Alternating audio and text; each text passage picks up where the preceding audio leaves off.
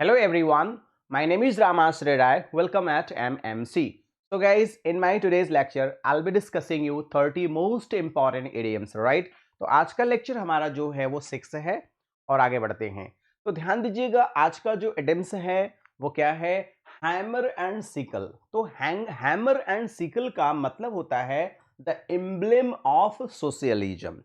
The emblem of socialism होता है और इसका जो चिन्ह होता है आप देख लीजिए, हैमर एक हथौड़ा है और एक सीकल है। ठीक है। नेक्स्ट है गो at it hammer and tongs. देखिए ये भी बहुत प्यारा सा इडियम्स है, गो at it hammer and tongs. मैं समझाना चाहूंगा कि जैसे कभी कभी कोई बढ़ई होता है तो देखियो क्या करता है, एक मतलब हथौड़ी लेगा और एक चिमटा लेगा और कमर कस के दौड़ जाएगा, बताइए कौन सा काम है। इसका मतलब जब वो हैमर, वो क्या बोले, टोंग्स को और हैमर को लेके खड़ा होता है तो पूरी एनर्जी और पूरे जोश के साथ खड़ा होता है कि मैं उस काम को कर लूंगा। कभी कभी साइकिल बनाने वाले भी ऐसा करते हैं। तो go at it hammer and tongs का मतलब क्या होता है?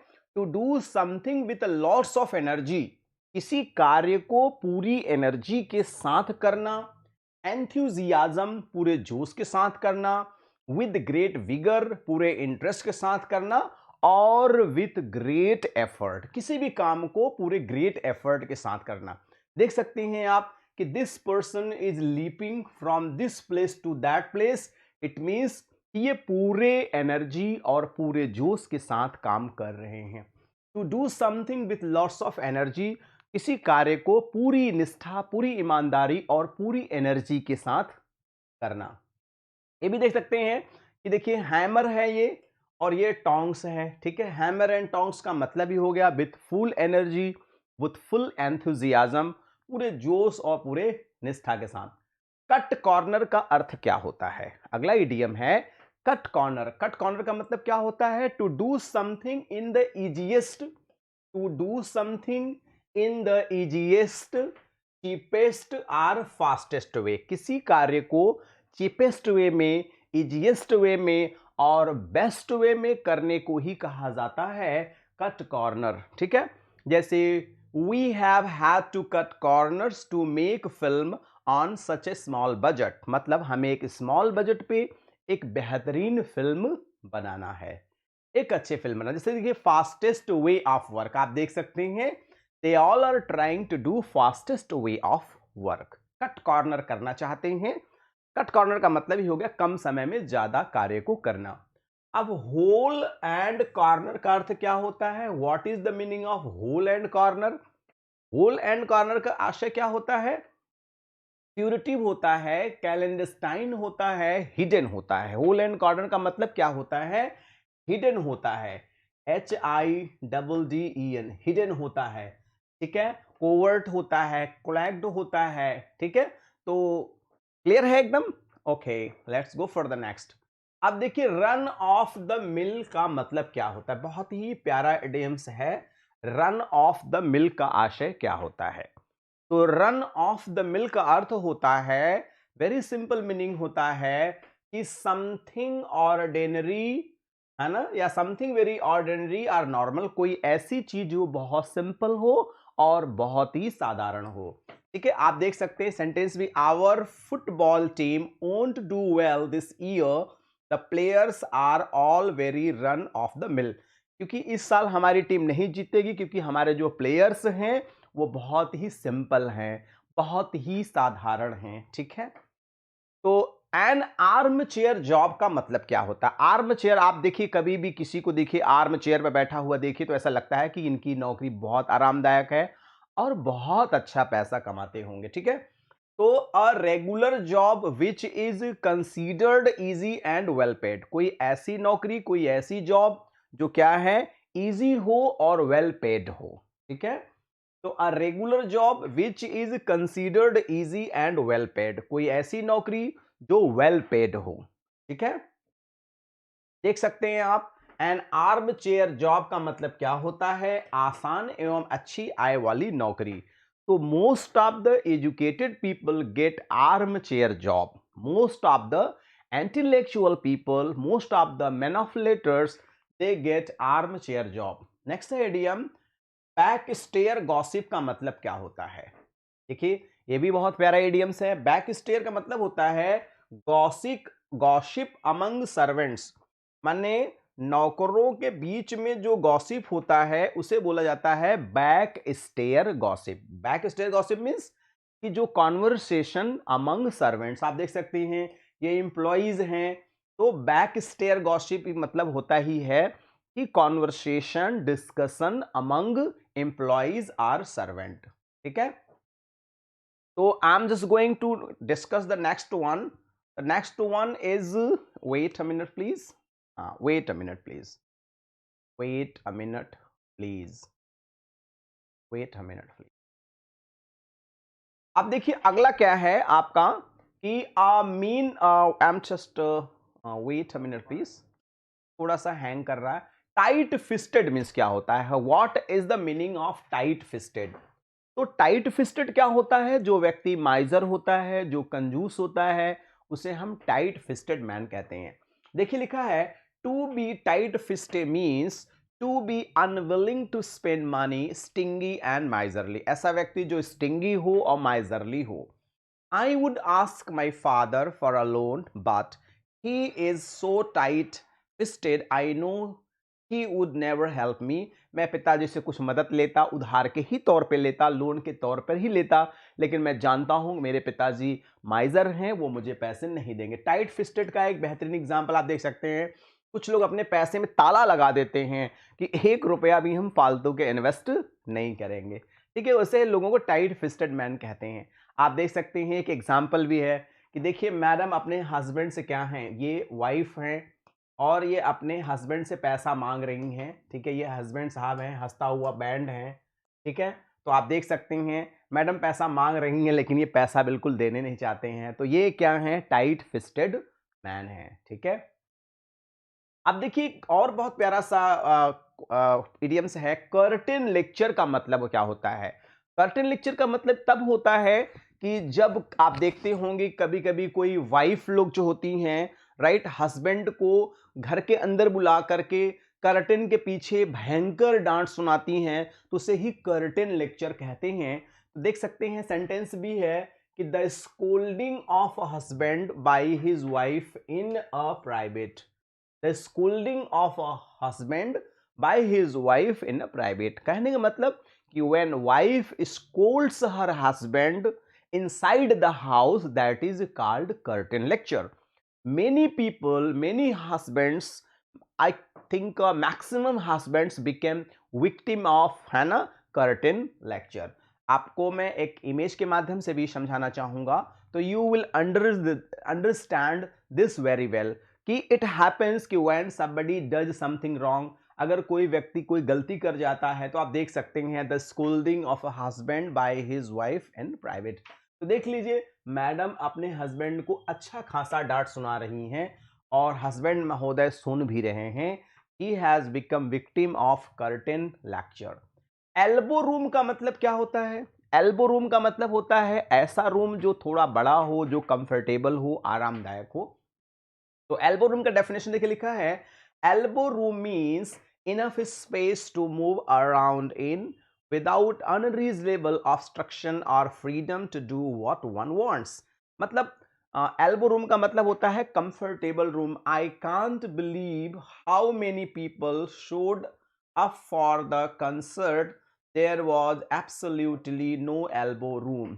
एल्बो रूम का मतलब देख लीजिए, ये भी है एक बेहतरीन डेफिनेशन है, enough space to move around an area easily. ठीक है, एल्बो रूम आप देख सकते हैं एक बेहतरीन एग्जांपल है कि देखिए एक ऐसा रूम है जो एकदम 100% कंफर्टेबल है, आरामदायक है। ठीक है, तो ये है एल्बो रूम है। ठीक है, 40 विंग्स का मतलब क्या होता है? 40 विंग्स, विंग्स मतलब समझते ही हैं कि जैसे शॉर्ट नैप, थोड़ी नींद आ जाने को ही 40 विंग्स कहते हैं। तो 40 विंग्स का मतलब क्या होता है? If you have 40 wings you have short sleep और नैप। 40 विंग्स का मतलब होता है शॉर्ट स्लीप या शॉर्ट नैप होता है। तो this is called 40 wings. 40 wings का तब होता है जब कभी कभी क्या होता है, कोई व्यक्ति एक्सट्रीमली टायर्ड हो जाता है अब उसे नींद लग रही होती है तो वो आराम से सो लेता है। देख सकते हैं आप, ये बच्ची जो है 40 विंग्स है ना। तो this idiom means a short nap. This idiom has been, है ना, in the use of since 19th century से है, यूज किया जाता है। अगला है फ्रेंच लीव।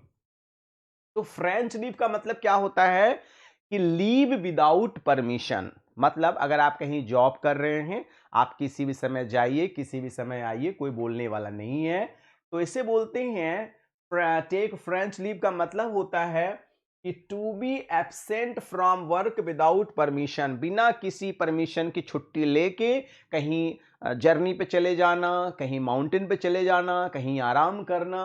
तो I think he is taking French leave, he is not seriously ill. Actually वो सीरियसली इल नहीं है, केवल छुट्टी लेकर के, आप देख सकते हैं छुट्टी लेकर के भाई साहब यहां आ गए आराम करने। तो he has taken French leave. Okay, next है गोल्डन हैंडशेक। आप देख सकते हैं गोल्डन हैंडशेक।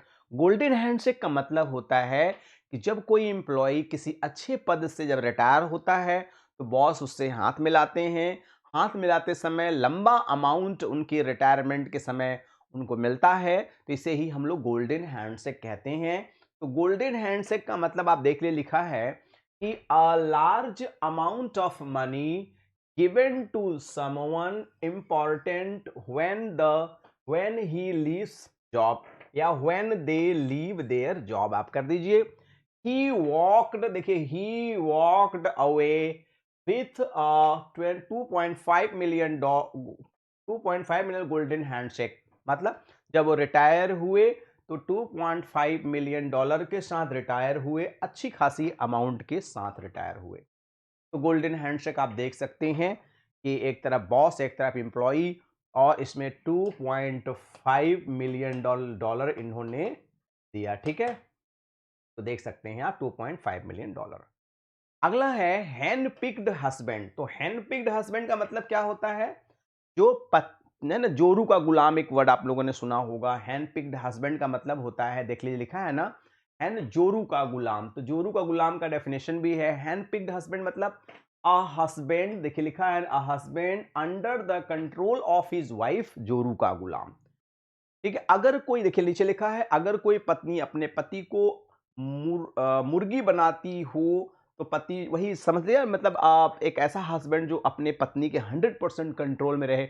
पत्नी कहे यहाँ बैठ जाओ तो बैठ जाओ, पत्नी कहे यहाँ चले जाओ चले जाएंगे, कान पकड़ के बैठे तो बैठ जाए, मतलब सब कुछ पत्नी के ऑर्डर के हिसाब से ही करना। आप देख सकते हैं one who is dominated by his wife. आप देख सकते हैं भाई साहब की कंडीशन क्या है, बताने की जरूरत नहीं है। समाज में यदा कदा एग्जाम्पल देखने को मिल सकते हैं। ये देखिए पत्नी महोदय हैं, अपने हस्बैंड को कैसे है ना कॉलर पकड़ के उठाई हुई हैं, है ना। One who is dominated by his wife. आप देख सकते हैं पत्नी महोदय डांट रही हैं और पति महोदय का क्या हाल है। तो बहुत सारे एग्जाम्पल हैं हैंड पिक्ड के। अ हॉट पोटैटो का मतलब क्या होता है? एकदम कोई आलू गरम हो और आपके हाथ में रख दिया जाए तो बहुत डिफिकल्ट होता है। किसी ऐसे व्यक्ति के साथ बिजनेस करना जो बहुत कठिन होता है, उसे हम लोग हॉट पोटैटो कहते हैं। तो हॉट पोटैटो का मतलब कोई चीज हॉट, कोई चीज ऐसी जो बहुत ही डिफिकल्ट हो मैनेज करना, इतना आसान ना हो, उसे ही हम लोग क्या कहते हैं? हॉट पोटैटो कहते हैं। तो हॉट पोटैटो का एग्जाम्पल आप देख सकते हैं। देखिए क्या है कि दो व्यक्ति हैं, आप देख सकते हैं हॉट पोटैटो का example, something that is difficult or dangerous to deal with. कोई ऐसी चीज जो डिफिकल्ट हो या डेंजरस हो, जिसको डील करना थोड़ा सा कठिन हो, उसे ही हॉट पोटैटो कहते हैं। ठीक है, नेक्स्ट है इडियम इवोरी टावर। का मतलब क्या होता है? What is the meaning of ivory tower? तो इवेरी टावर का मतलब होता है a place or state of life that is out of touch with people. किसी ऐसे स्थान पे रहना जो कि सामान्य लोगों के टच से एकदम बाहर हो। आप देख लीजिए ये इवोरी टावर है, अगर यहां पर कोई रह रहा है तो साधारण लोगों के टच से वो दूर रहता है। A place removed from reality, ऐसा स्थान जो वास्तविकता से काफी दूर हो, ठीक है, उसे हम लोग बोलते हैं इवोरी टावर। तो live in an ivory tower, living as lifestyle that saves you from the real world problems। जो रियल वर्ल्ड प्रॉब्लम्स हैं उस प्रॉब्लम से काफ़ी दूर होना या बिल्कुल अनजाना होना। नेक्स्ट है लैचकी चाइल्ड। तो लैचकी चाइल्ड वो होता है जैसे जिनके माता और पिता, मदर और फादर जॉब करते हों और दोनों जब बाहर चले जाते हैं, जब बच्चा स्कूल जाता है तो स्कूल से भागकर चला आता है क्योंकि ना मम्मी है ना पापा हैं, दो के दोनों नहीं है, हम घर पे जो चाहें वो करेंगे। नॉर्मली ऐसी स्थिति में बच्चों के पास घर की भी होती है और आके वो अपना जो चाहते हैं करते हैं। देखिए, a child who returns from school ETC to an empty house because both parents are working, क्योंकि माता पिता जब दोनों लोग काम करते हैं उसे लैचकी चाइल्ड कहते हैं। देखिए, ये बच्चा क्या है, बच्ची क्या है, माता पिता दोनों लोग बाहर हैं, नौकरी कर रहे हैं, बच्ची स्कूल से लौट के चली आए, इसे लैचकी चाइल्ड कहा जाता है। नेक्स्ट है स्लीपिंग पार्टनर्स। आप देख सकते हैं इमेज में। तो स्लीपिंग पार्टनर किसे कहते हैं, वो पार्टनर जो बहुत पैसे वाला हो और हैंडसम अमाउंट कंपनी में लगा दिया हो लेकिन कुछ करे ना, दूसरा कोई उसे मैनेजर कहे, मैनेज करे, उसे ही हम स्लीपिंग पार्टनर कहते हैं। डेफिनेशन देखिए लिखा है, somebody closely involved in a company providing money for it but not manager of it। मैंने कंपनी का मैनेजर तो नहीं है लेकिन कंपनी के लिए बहुत सारा फाइनेंस कर दिया है। देखिए, I hear your uncle is very rich. मैंने सुना है कि आपके अंकल बहुत रिच हैं। Don't you think he could become a sleeping partner in your new business. आपके वो नए बिजनेस में स्लीपिंग पार्टनर हैं, पैसा उन्होंने खर्च कर दिया है। आप सॉफ्ट सोप माने क्या होता है, सॉफ्ट सोप जानते ही हैं, जो बहुत मुलायम सोप होता है, साबुन होता है। तो इसका मतलब बोला जाता है फ्लैटरी। कभी कभी लोग कहते हैं ज्यादा साबुन मत लगाओ, मतलब ज्यादा ऑयल मत लगाओ, इस तरह से लोग बहुत सारे शब्द इस्तेमाल करते हैं। तो सॉफ्ट सोप इंग्लिश टर्म है, इसमें का मतलब होता है फ्लैटरी करना। कभी कभी लोग बहुत फ्लैटरी करते हैं। फ्लैटरी का प्रभाव क्या होता है, देख लीजिए लिखा भी है कि flattery corrupts both the receiver and the giver. जो फ्लैटरी है, चापलूसी है, यह दोनों के लिए नुकसानदायक होता है, जो फ्लैटरी करता है और जो फ्लैटरी एक्सेप्ट करता है, जो फ्लैटरी जिसे पसंद होती है। आप देख सकते हैं मैडम कोई एक बहुत फेमस पर्सनालिटी हैं या बहुत पैसे वाली हैं, तो लोग देख रहे हैं all are giving rose flower, इसका मतलब ऑल आर डूइंग फ्लैटरी। अक्सर लोग फ्लैटरी अपने काम को निकलवाने के लिए किया करते हैं। ठीक है। बिल ऑफ फेयर का मतलब क्या होता है, बिल ऑफ फेयर का मतलब होता है अ मेन्यू इन रेस्टोरेंट। रेस्टोरेंट की जो मीनिंग मेन्यू होती है जिसमें सारे आइटम्स के लिस्ट बने होते हैं, उससे बिल ऑफ फेयर कहा जाता है। तो आप देख सकते हैं ये दोनों लोग क्या हैं, रेस्टोरेंट में आए हैं। बहुत सारे लोग रेस्टोरेंट में जाना पसंद करते हैं, खाना पसंद करते हैं, क्योंकि एक बेहतरीन सर्विस होती है, बेहतरीन सेवा होती है। ठीक है। Storm in a tea cup, आप समझ सकते हैं कि भाई अगर कोई टी कप है, ठीक है, और टी कप में क्या है, कोई स्टॉर्म आ जाए, तो ये तो बहुत बड़ी बात है भाई कि चाय के कप में इतनी बड़ी टी स्टॉर्म, मतलब छोटी सी बात को बहुत बड़ी बात बना देना, छोटी सी बात के लिए तूल पकड़ लेना। जैसे अ स्मॉल इवेंट, देखिए लिखा भी है ना, a small event that has been exaggerated out of proportion, किसी साधारण चीज को क्या करना, बहुत ज्यादा एग्जरेट कर देना। जैसे I don't know why they are making such big deal about the fight last night, it was just a storm in a tea cup. छोटी से छोटी बात पे देखिए, देख सकते हैं storm in a tea cup मतलब बहुत छोटी बात को तूल दे देना, बहुत छोटी बात के लिए लड़ाई करना।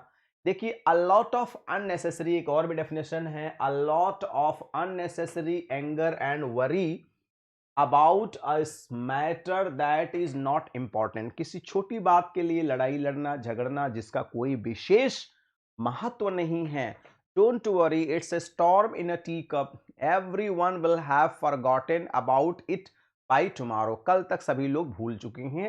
ये बहुत साधारण। आई स्टोन्स थ्रो का मतलब क्या होता है, ये भी एक इडियम्स है।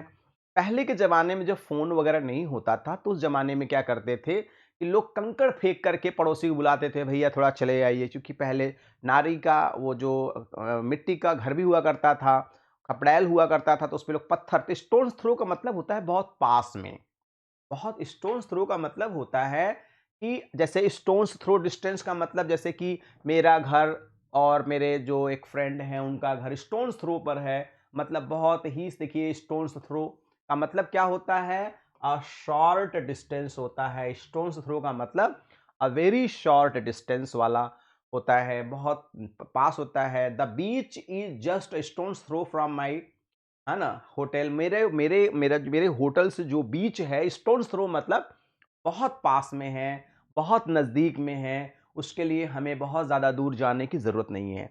तो नॉर्मली इसका प्रयोग लोग कम्युनिकेशन में करते हैं, राइट। देख सकते हैं stones throw, a stones throw is a very short distance, the cabin is a very out in the country, but there is a nice little grocery store just stones throw, मैंने उनके घर के पास में ही है। Burn one's finger का मतलब होता है अपनी उंगली जला लेना, इसका मतलब रिस्क ले लेना होता है, अपने को नुकसान पहुंचाना होता है। तो बर्न वंस फिंगर का मतलब क्या होता है? To get into trouble. Burn one's finger का मतलब क्या होता है? To get into trouble. देखिए लिखा है example, stop interfering into others matter else you will burn your finger. किसी के मैटर में दखलंदाजी मत करिए, else you will burn your finger. तो देख सकते हैं बर्न योर फिंगर का एक बेस्ट एग्जांपल है। वर्थ ऑफ वंस साल्ट का मतलब भी आप जानते हैं कि नमक किसी के लिए वफादार बने रहना। आप देख सकते हैं वर्थ ऑफ वंस सॉल्ट, देख सकते हैं ये सॉल्ट का इमेज है। To be worthy your salt is to be worthy your pay, मतलब जो कुछ भी आप बॉस से अर्न कर रहे हैं तो बॉस के प्रति वफादार होना बहुत जरूरी है।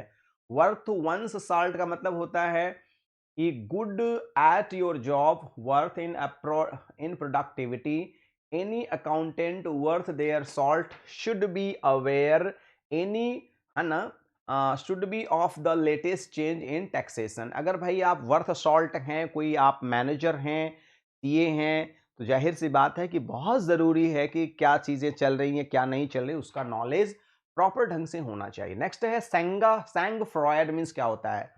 सेंग फ्रॉयड बहुत ही प्यारा इडियम्स है, बहुत ज़्यादा यूज़ किया जाता है एग्जाम में भी। सेंग फ्रॉयड का मतलब जो होता है कूलनेस ऑफ माइंड, दिमाग की शांति के लिए किया जाता है। कामनेस होता है, कॉम्पोश्योर होता है। तो सेंग फ्रॉयड मतलब होता है कूलनेस होता है, शांति होती है। ठीक है, देखिए आप देख सकते हैं sangfroid, it is a beautiful statue of lord Buddha. अब देखिए कामनेस ऑफ माइंड है, सेंग फ्रॉयड है। ठीक है, नेक्स्ट है इन द ब्लूज का मतलब क्या होता है? इन द ब्लूज का अर्थ क्या होता है? इन द ब्लूज का अर्थ होता है डिप्रेस्ड होना। Some people are in the blues, some people are depressed, है ना। तो आप देख सकते हैं avoid saying these things someone who is depressed. यदि कोई व्यक्ति डिप्रेस्ड है, आप you can see this lady is depressed, है ना, in the blue see is.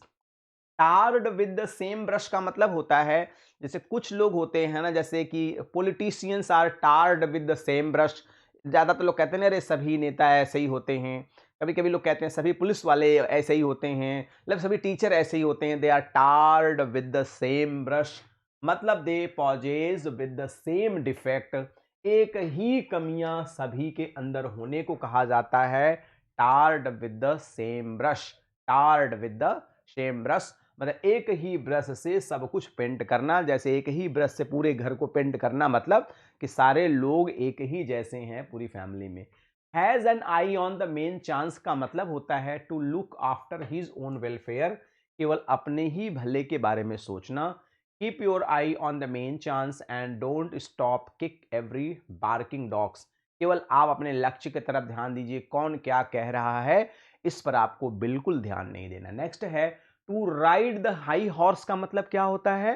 तो to ride the high horse का मतलब होता है अपने को सुपीरियर दिखाना, घमंडी होना। देख सकते हैं to affect arrogance or superiority, to act pretentiously, अपने आप को बहुत ही धनी दिखाना, अपने आप को बहुत ज्ञानी दिखाना। तो राइड हाई हॉर्स का मतलब आप समझ सकते हैं, देख सकते हैं एक इमेज है कि भाई साहब कैसे दिख रहे हैं, बहुत ही प्राउड दिख रहे हैं, बहुत ही घमंडी दिख रहे हैं। Ride the high horse to appear arrogant, घमंडी दिखना होता है। लास्ट है होस्ट इन हिमसेल्फ का मतलब क्या होता है? होस्ट इन हिमसेल्फ का मतलब होता है वेरी हॉस्पिटेबल, बहुत ही ज्यादा सज्जन। जैसे Amitabh Bachchan is in himself is a very hospitable person, या होस्ट इन हिमसेल्फ।